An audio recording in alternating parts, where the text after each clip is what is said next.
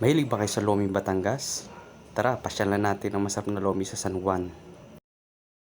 At ayun na nga, pinasyalan namin ng kumpare kong si Benson Pabonan of Taratayo Reels, ang isa sa masarap na lomian sa San Juan, Batangas.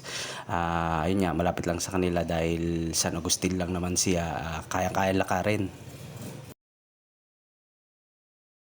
At welcome sa R&B Lomi House, located sa San Juan, Santo Tomas, Batangas. Kita nyo naman, ang daming kumakain, no? Alis dating ang tao dyan kasi masarap talaga ang lomi dyan. Talagang sulit na sadyain para kumain ng masarap na lomi.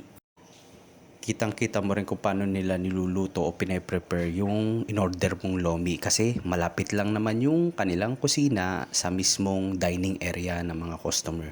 Kaya alam mong malinis at alam mong masarap ang pagkakagawa. Ayan, no? Nilalagyan na nila ng toppings. Yung toppings na yan, sila mismo ang gumawa niyan. Kaya masarap. Malasa ang kanilang toppings. Yan ang pinagkaiba nila sa ibang lumihan. Kita nyo naman, oh. Siksik sa toppings. Pati yung kanyang pagka-lomi, malapot. Kaya masarap. Oh. Lapot, oh. Sarap. Tara, kain tayo. At yan naman ang mensahe nila sa mga naiinip na customer.